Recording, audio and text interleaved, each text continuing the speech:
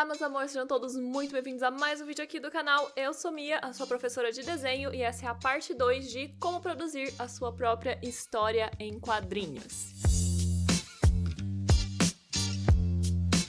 Antes da gente começar, por gentileza, já deixa o seu like aí, compartilha com aquele seu amigo que tá querendo fazer um HQ, que tá querendo fazer um mangá. Por favor, se inscreva aqui no canal para não perder os próximos vídeos dessa série e não deixe de conferir na descrição desse vídeo os links de todas as nossas redes sociais e também o link do nosso curso lá em desenhoartistico.net. Como eu já falei lá no começo, esse vídeo aqui faz parte de uma série sobre como produzir histórias em quadrinhos. A proposta é realmente trazer para vocês todas as etapas que qualquer tipo de HQ vai ser necessário, então não importa se você quer fazer quadrinho de super-herói, quadrinho mais ocidental, se você quer fazer mangá, tudo aqui vai ser importante pra você, independente do estilo que você quer trabalhar. E esse aqui é o vídeo 2, a gente já fez um vídeo discutindo sobre a ideia pro quadrinho, e se você ainda não assistiu, eu vou deixar linkado aí pra vocês não perderem esse começo aí e vocês virem acompanhando a gente aqui desde o início. O vídeo de hoje vai ser sobre construção de personagem. Quando eu digo pra vocês construção de personagem, eu tô falando especificamente sobre a construção do personagem em si, não a construção visual. A gente vai ter um vídeo mais pra frente sobre concept art, que vai ser justamente pra gente criar tanto a aparência dos nossos personagens, tanto de todas as outras coisas importantes do nosso quadrinho. Então, sobre o visual do personagem, segura ele aí, que a gente vai falar um pouquinho mais depois. E assim, eu sei que às vezes tem gente que acha que essa fase não é tão importante quanto o desenho, até porque, né, é um quadrinho, as pessoas estão ali pra ver o desenho, só que assim, gente, não é bem por aí que as coisas funcionam. Sim, eu já vi personagens com uma história ruim que foram justificados por um design bom, por um design icônico, e eu já vi personagens aí que são extremamente fracos no visual e que foram salvos por uma história bem construída. Mas a gente não tá querendo aqui, né, se basear na sorte. Só pra vocês terem uma noção aí, vou trazer 2 exemplos pra vocês. Dentro dos mundos do videogame, nós temos o Super Mario, que todo mundo conhece. Ele tem um visual extremamente icônico, mas se você olhar, né, a historinha lá dos primeiros jogos, é basicamente: precisamos salvar a princesa não está aqui, vamos atrás da princesa, precisamos salvar a princesa, e assim infinitamente até o final, que de fato não é uma história, assim, muito bem pensada. Só que a gente conseguiu, né, ter um design extremamente icônico para o personagem. Por outro lado, a gente tem um exemplo do Mortal Kombat, deve ser da mesma época, talvez um pouquinho depois, que a gente tem uma história extremamente complexa ao ponto de que eu já me perdi há muito tempo nela.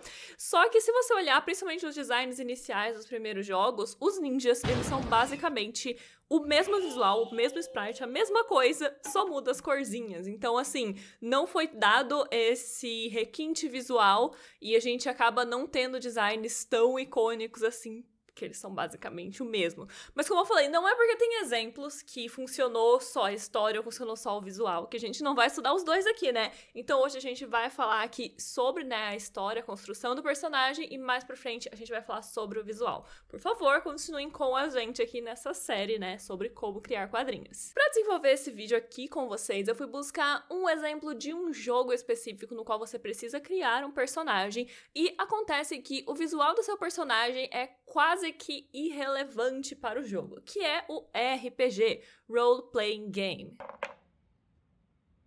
Se você não sabe do que se trata, vamos explicar aqui rapidinho. É basicamente um jogo, ele funciona como um jogo de tabuleiro, um jogo de mesa, no qual você cria um personagem, né, coloca lá vários valores, atributos, etc e tal, e um dos jogadores, que vai ser o mestre, ele vai contar uma história e você vai dizendo como que o seu personagem vai agir dentro daquele contexto, dentro daquela história. Daí você joga, né, com vários jogadores e vocês vão juntos aí tomando decisões e seguindo em frente na história. E quando eu digo que o visual praticamente não importa, é porque, como eu falei, ele é um jogo de tabuleiro, ele é um jogo de mesa. Você não vai ter a aparência do seu personagem sendo mostrada em nenhum momento, a menos que você, sei lá, tenha uma impressora 3D e imprima uma miniatura personalizada do seu personagem. Dica, praticamente ninguém faz isso. Então, assim, ninguém vê a cara do seu personagem. Tudo que é importante, tudo que vai ser trazido pro jogo, tudo que vai fazer a diferença dentro do jogo é justamente a parte da construção que a gente vai discutir hoje. Então, vamos jogar, galera. A minha proposta para esse vídeo é a gente pegar a ficha de criação de personagem do Dungeons and Dragons, que é o RPG mais famoso que a gente tem,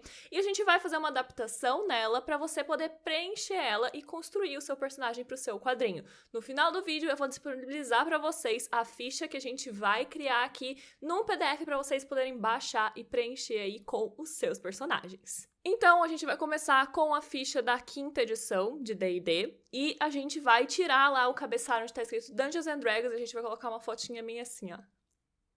Perdão, editor. Vou se dar trabalho.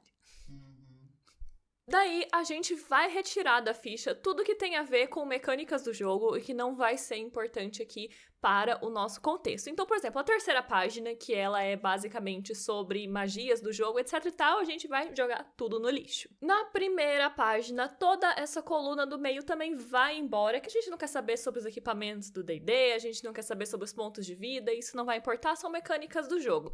Lá no cabeçalho eu também vou tirar nome do jogador e pontos de experiência. Da 1ª coluna a gente também vai retirar algumas coisas que são mecânicas do jogo, tipo inspiração, sabedoria passiva, bônus de proficiência, e os testes também vão sair dali. O que sobrar, a gente vai discutir agora cada um desses bloquinhos sobre quais é a importância de cada um deles. Vamos começar lá em cima, na 1ª folha a gente tem um nome, acho que a única coisa importante que eu preciso dizer sobre o nome do personagem é seja coerente. Se seu personagem, sua história se passa no Brasil, seu personagem ele não vai se chamar Takahiro, talvez se ele for um descendente de japonês. Em qualquer outro contexto vai ficar bastante estranho. Eu falo isso porque eu já vi as pessoas fazendo isso. Eu vou fazer um mangá, se passa no Brasil, Takahiro. Não, né, gente?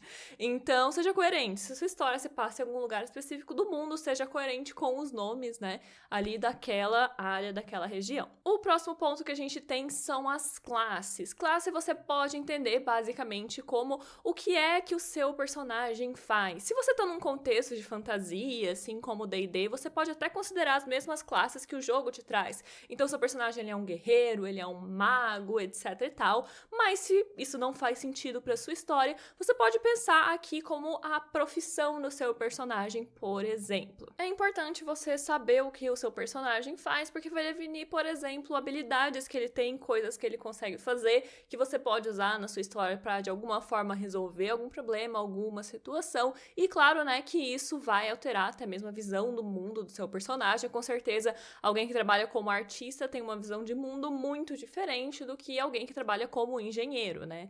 Então, você ter essa noção do que seu personagem faz vai alterar muitas outras coisas, mas vamos continuar. Antecedentes é basicamente de onde seu personagem vem, qual é a história do seu personagem, qual é o contexto social, político, econômico que seu personagem veio, e às vezes as pessoas, elas ignoram isso e assim, gente, seu personagem não veio de um buraco. E se ele veio de um buraco, você tem que justificar isso no roteiro. Então, assim, isso vai mudar muito, principalmente a forma como ele vê o mundo. Eu acho que o exemplo mais óbvio é alguém que nasceu numa família rica, nunca passou necessidade, tem uma visão de mundo extremamente diferente de alguém que veio de uma família pobre, passou necessidade, etc e tal. Então, assim, pensa de onde seu personagem veio. Ele veio de um contexto de uma família mais liberal e tranquila, ou ele veio de um contexto de uma família extremamente restrita, religiosa, conservadora. Tudo isso vai alterar a forma como seu personagem age, como seu personagem vê o mundo e tudo mais. O próximo tópico que a gente tem aí é raça. E dentro do D&D vai ser basicamente se seu personagem é humano, elfo, anão, etc e tal. Humano é humano, gente, se a sua história não é de fantasia, não é de sci-fi, não é nada disso, nem tem muito o que a gente discutir aqui, mas se o seu personagem é um alienígena, ou ele é uma fada, ou ele é qualquer coisa que não seja humana, é importante você vir aqui e você pensar como é que essa sociedade alternativa dessa outra espécie funciona. Porque não faz sentido que todas as sociedades funcionem como a sociedade humana ocidental do século XXI. Então dá uma pensadinha aí, né, se você vai optar por trazer essas raças, essas espécies diferentes, como que cada uma delas age e, novamente, como é a visão de mundo dessas espécies, né, vai entrar ali mais ou menos no mesmo round antecedente. E tendência é basicamente como o seu personagem age diante do mundo. Aqui eu resolvi deixar o rolê que o próprio D&D cria, porque eu acho que é um resumo bem legal para você pensar, né, como que funciona. E aqui o Dungeons and Dragons, ele vai separar os personagens personagens em leal ou caótico e bom ou mal.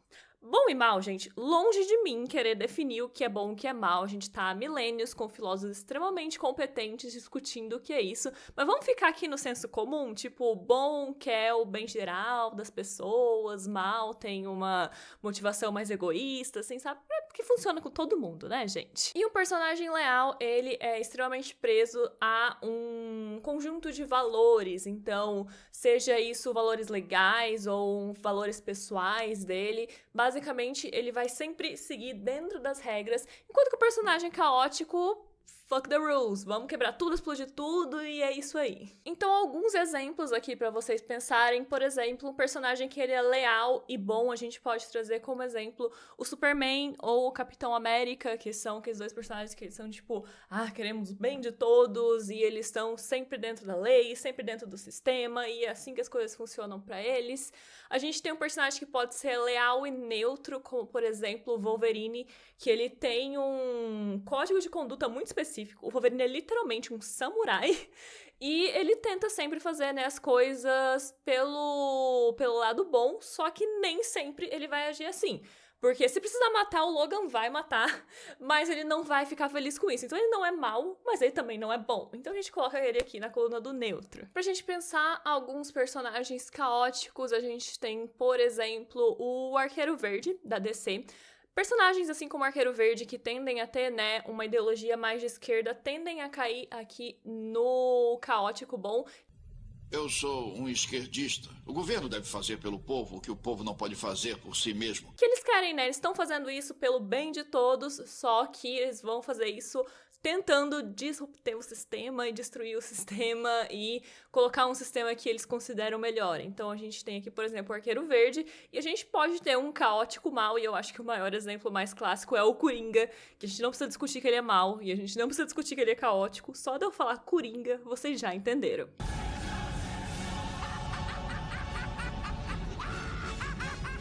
Um personagem aí que também é mal, só que é um mal leal, não é esse mal caótico. A gente pode pensar o Lex Luthor, que ele é mal, ele tem aquelas motivações extremamente egoístas dele, só que ele vai fazer tudo certinho dentro do sistema. Ele quer ser presidente, ele vai se eleger presidente, ele não vai matar o presidente e pegar o cargo, por exemplo. A gente também tem os personagens que eles são mais neutros, então, por exemplo, um personagem neutro bom, a gente pode pensar a Vampira, que ela não é aquela personagem que tá ali fechadinha dentro das regras, meu Deus, eu preciso fazer tudo certinho, só que ela é uma personagem boa, ela quer o bem dos outros, quer salvar as pessoas, etc e tal. Um personagem neutro, a gente pode pensar que vai ser aquele personagem sem graça, ele não é bom nem legal e tal, ele não é bom nem ruim. Só que, na verdade, a gente pode criar personagens extremamente complexos que são neutro. Eu acho que o exemplo que eu consegui pensar aqui e trazer é a Emma Frost, que às vezes ela vai ter, né, motivações extremamente boas, ela quer proteger os mutantes, ela quer ajudar os estudantes dela, só que às vezes ela vai ter motivações mais egoístas e tudo mais. E às vezes, se funcionar melhor pra ela, ela vai fazer as coisas dentro da lei, ela vai fazer as coisas dentro das regras, mas se ela precisar sair disso e caotizar para as coisas funcionarem, ela vai fazer. Então a gente pode ter personagens extremamente complexos que são considerados neutro. Gente, uma observação importante, eu tô fazendo essas sugestões de quais personagens seriam qual alinhamento, e geralmente eu tô pensando o personagem de forma geral. É claro que existiram histórias no qual o Super-Homem foi visto como mal e tudo mais, só que geralmente ele tá sempre claramente dentro, né, do alinhamento leal bom. Então, assim, eu tô falando mais do geral e eu não tô pegando histórias específicas. E também, gente, esses personagens, eles vão variar, né? Tipo, naturalmente acontece. O personagem ele não precisa ter o mesmo alinhamento. Inclusive, a sua história pode ser justamente sobre isso. Um personagem que ele é bom e que no decorrer da história ele se corrompe, se transforma numa pessoa má, por exemplo. Vamos seguir em frente, então, na nossa ficha. E a gente vai ter aqui no cantinho os atributos. Eu resolvi manter, gente, os 6 atributos utilizados no Dungeons and Dragons, que eu acho que é um resumo bacana, que eu acho que funciona aí pra gente estar trabalhando, beleza? Os atributos, eles são detalhes específicos sobre o seu personagem, e eu acho que eles são importantes porque vai definir as capacidades do seu personagem, o que ele consegue fazer, como que ele consegue resolver os problemas, qual a melhor forma de fazer os seus personagens resolverem os problemas. Isso pode afetar até mesmo na aparência física do seu personagem. Vamos analisar um por um para ficar bem claro para vocês. O primeiro atributo que a gente tem é força. E força, né, se o seu personagem ele é forte ou se ele é fraco. Então, assim, se a gente tá numa situação de batalha, como que o seu personagem ele vai derrotar os inimigos? Ele vai pegar o primeiro bloco pesado que ele achar, arrancar e tascar na cara do inimigo, ou ele não vai conseguir fazer isso, ele é um personagem mais fraco, ele vai ter que criar algum plano, fazer alguma coisa, né, um jogo mais mental ali pra conseguir resolver os problemas e derrotar os inimigos. A gente pode pensar aqui em alguns exemplos dentro de X-Men. A gente tem um personagem extremamente forte que resolve tudo na porrada, que é o Colossus, e a gente tem um personagem tipo o Charles Xavier, que claramente ele não vai levantar e sair dando soco nas pessoas. Ele é um cadeirante. Tipo, ele não tem força. A gente vai ter que pensar em outras formas de resolver os problemas dele. O que vai acontecer agora, meus amigos, é que a gente vai voltar no tempo na primeira vez que a gente gravou esse vídeo, porque a gente perdeu os arquivos do começo e a gente tá regravando agora. Mas vamos lá, faz uma transição e o vídeo vai continuar normalmente a partir de agora. O próximo atributo que a gente vai ter aqui é destreza, que vai aí falar sobre habilidades mais refinadas do seu personagem. Então, se você tiver uma missão que você precisa se infiltrar numa base inimiga e você vai entrar lá silenciosamente, não pode ser detectado, o seu personagem consegue fazer isso, ou ele vai ser um truculetão que vai fazer um monte de barulho e arruinar a missão.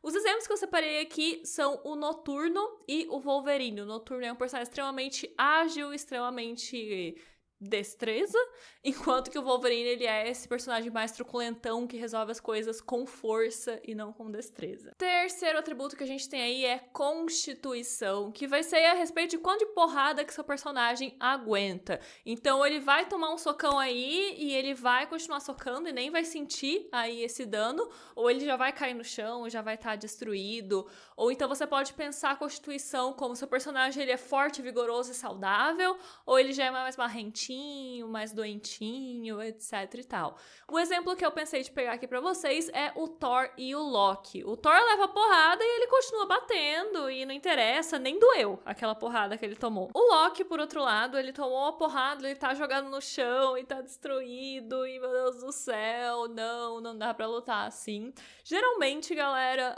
em questão de visual, os personagens que ele tem constituição maior, eles costumam ser maiores, mais fortes, e os personagens de constituição baixa costumam ser mais magrelinhos, né, com uma aparência mais de doente, etc e tal. Nosso próximo atributo é inteligência, que tem a ver com a quantidade de conhecimento adquirido do seu personagem. Se ele estudou muito, se ele tem facilidade em estudar, se ele tem muito conhecimento realmente guardado dentro de si, ele vai ser um personagem de alta inteligência. Antes do nosso exemplo, eu quero explicar o próximo atributo, que é sabedoria, porque o pessoal às vezes não sabe a diferença entre inteligência e sabedoria. Sabedoria não é a respeito da quantidade de conhecimento que você tem, e sim a respeito de como você aplica esses conhecimentos para resolver os problemas e as situações que o personagem vai estar. Então, um exemplo aqui que eu trouxe para vocês, de um personagem que ele é extremamente inteligente, mas tem uma sabedoria muito baixa, o Mr. Sinister dos X-Men.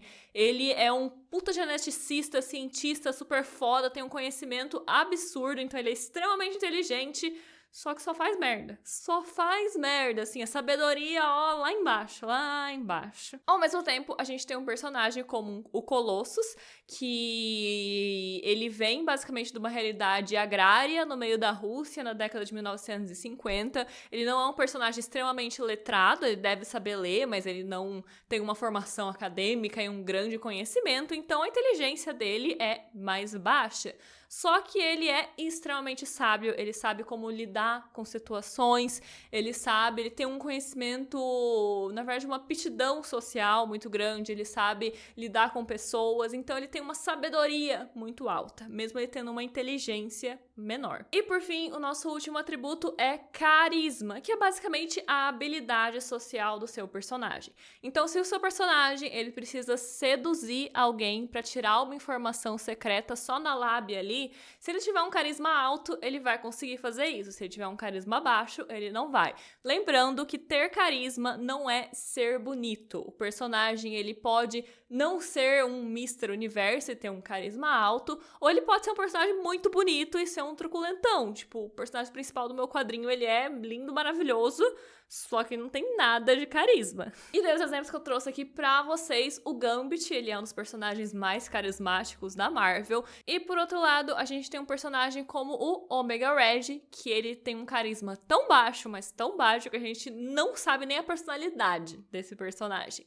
Então, como é que vai ser aqui a minha dica pra gente preencher aqui esses atributos? Nós temos 6 atributos, e eu vou pedir pra vocês numerarem eles com números exclusivos, né, de 1 a 6. Então, as coisas que seu personagem ele tem bastante, você coloca 6, 5, 4, e as características que ele é mais fraco, que ele é mais mirrado, você coloca aí 1, 2, 3, beleza, gente? É ideal que ele não tenha números repetidos, então coloca números exclusivos em cada um, e não coloca tudo alto, porque se o personagem tem tudo alto, ele é invencível, ele consegue fazer tudo, e ele não tem defeitos, e ele é um personagem extremamente sem graça, tá bom? Então, vareia aí pra ele ter dificuldades, pra ele ter defeitos, pra ele ser um personagem que o seu público vai conseguir se identificar com ele. O próximo tópico são as perícias, que é basicamente as coisas que o seu personagem sabe fazer. E você precisa ter uma noção bem boa dessas perícias desde o início pra você ir dando dicas que elas existem.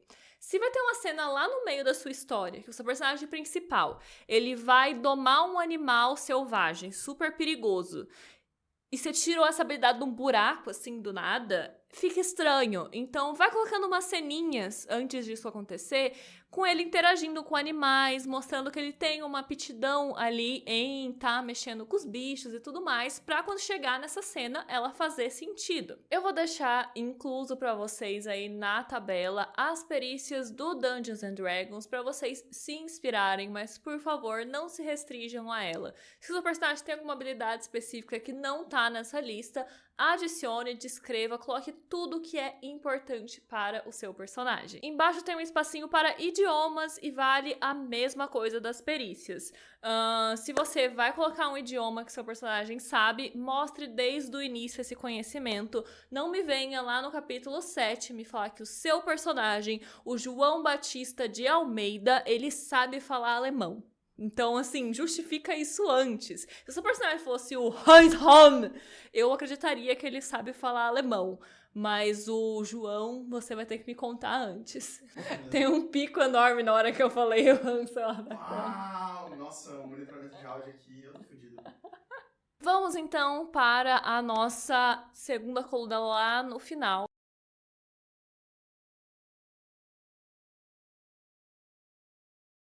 E ela começa com o tópico personalidade, que eu acho que é simples, todo mundo sabe o que significa, mas a gente vai ter que deixar isso bem claro e manter a coerência, porque não vem aqui no segundo capítulo você mostrar um personagem que ele é extremamente tímido e não gosta de conversar com as pessoas, e daí no capítulo 5 ele é super expansivo e animado, a menos que aconteça alguma coisa no roteiro da sua história que justifique uma mudança de personalidade. Então descreve direitinho. Eu pessoalmente gosto de usar o teste MBTI para definir certinho a personalidade dos meus personagens. Ele não tem nada de específico que seja o melhor, etc e tal, só porque eu gosto muito. Se você tem outro método aí de descrever a personalidade, use o de vocês, mas fica aí a minha sugestão de utilizar o teste MBTI. Próximo tópico é ideais, que é basicamente quais são aí a visão de mundo, né, do seu personagem. Então, o seu personagem, ele vai ser um personagem mais centrado em ordem, disciplina, ou ele vai ser um personagem mais libertário, mais livre. Então, tente sempre manter uma coerência entre o contexto do seu personagem e essa visão de mundo dele. Então, se o seu personagem está inserido num contexto militar e hierárquico e extremamente aí focado em ordem, dificilmente ele vai ser um personagem que defende a liberdade, o amor livre, etc e tal. A menos que ele esteja muito triste e desgraçado nesse contexto. Mas, enfim. E, por fim, a gente tem aí o espacinho dos defeitos. Seu personagem precisa ter defeitos. Ele precisa ter defeitos para o seu público se identificar com ele, ou então ele precisa ter um problema no qual ele vai ter que superar para poder a história seguir em frente. Então pense em alguma coisa aí, e isso é extremamente importante. Personagem perfeitinho é extremamente sem graça, eu não consigo pensar em nenhum personagem principal perfeito, sem defeitos, que fez sucesso. Nenhum vem à mente. E nessa última caixinha aí que a gente vai ter nessa página, você fique à vontade para escrever qualquer outra característica e habilidade que você considere relevante aí sobre o seu personagem. Vamos então para a segunda página da nossa tabela e a gente retirou, né, todos os pontos que dizem a respeito de aparência. Então no nosso cabeçalho sobrou somente o tópico idade e novamente eu vou estar cobrando coerência de vocês. Eu não quero Yoga dirigindo aqui no meu canal, tá bom? Se vocês aparecerem com um moleque de 13 anos pilotando um avião, eu vou reprovar a história de vocês, tá bom? Não quero saber. Faz muita gente... Cavaleiro do Zodíaco é um absurdo. Você pega a ficha do personagem, os personagens principais, eles têm 12, 13, 14 anos e tá eles lá pilotando um avião, sabe? Lutando até a morte com, tipo... Mano, vocês já perceberam que o Cavaleiro do Zodíaco começa com uma rinha de criança pra ganhar um pedaço de ouro?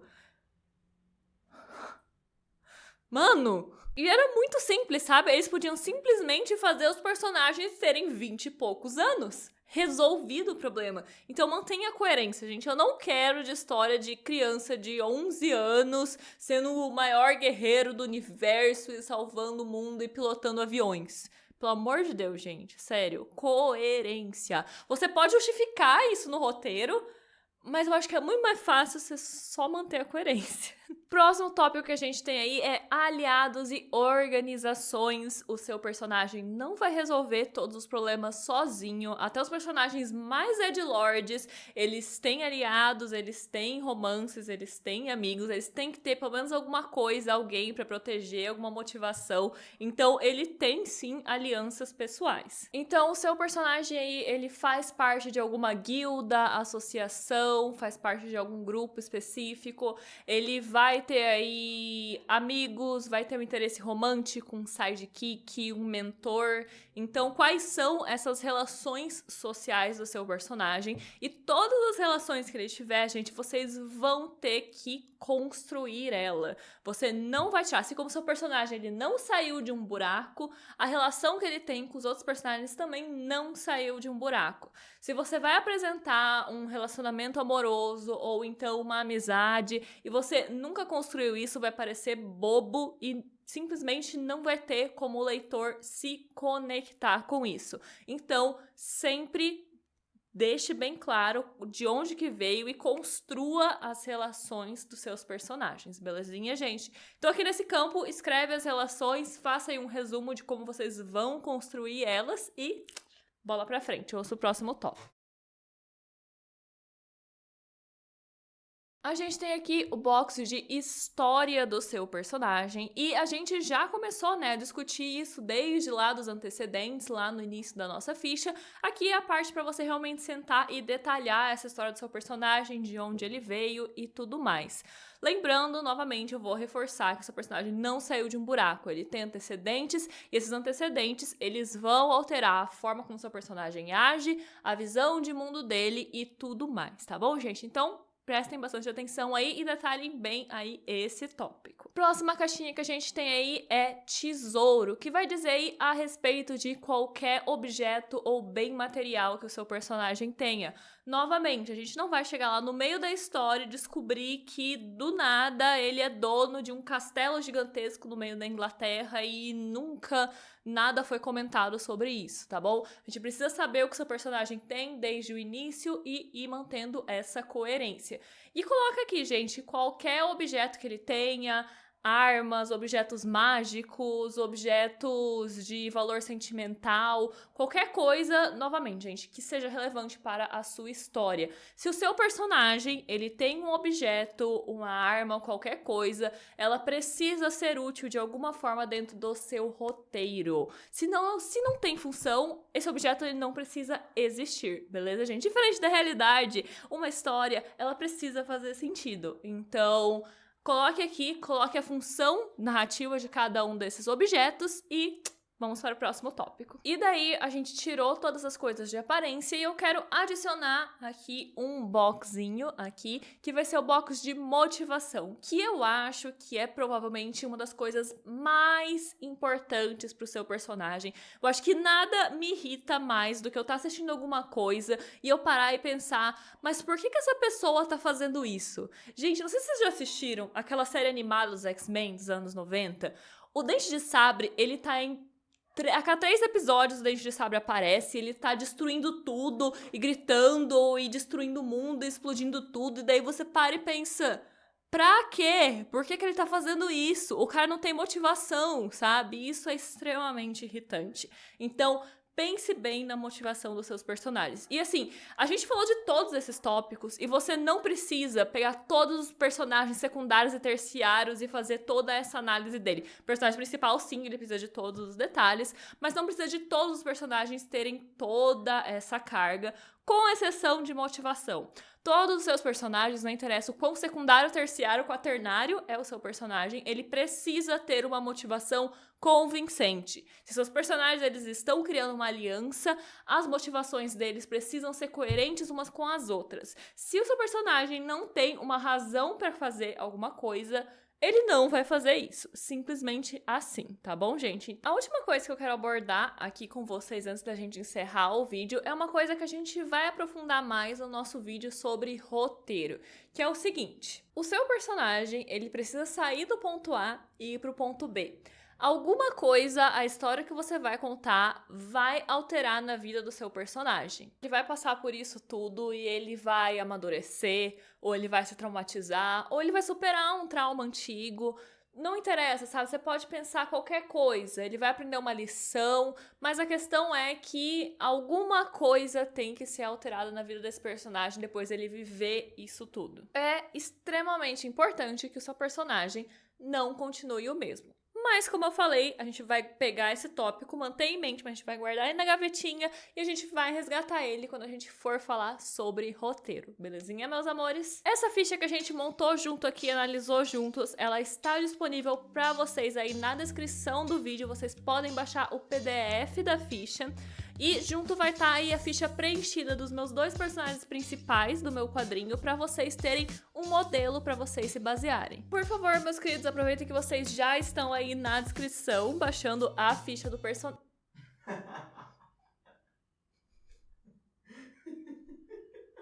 Por favor, meus amores, aproveitem que vocês já estão aí na descrição baixando a ficha do personagem e não deixem de conferir os nossos links. Tem o link do nosso curso, você que quer desenhar seu quadrinho e que precisa melhorar o seu desenho pra fazer aí um trabalho bem legal. Dá uma olhadinha em desenhoartístico.net que a gente tem aí um conteúdo super completo pra te ajudar a melhorar as suas artes. Na descrição vocês vão encontrar o link do curso e o link do cupom de desconto desse mês também. Não deixem de conferir também os links das nossas redes sociais.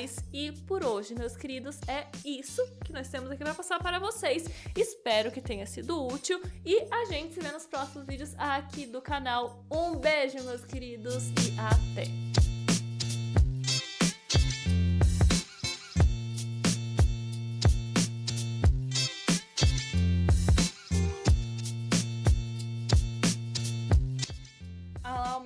Olha lá, não fica quieto, não deixa os outros gravar. Anda, desgraçadinho.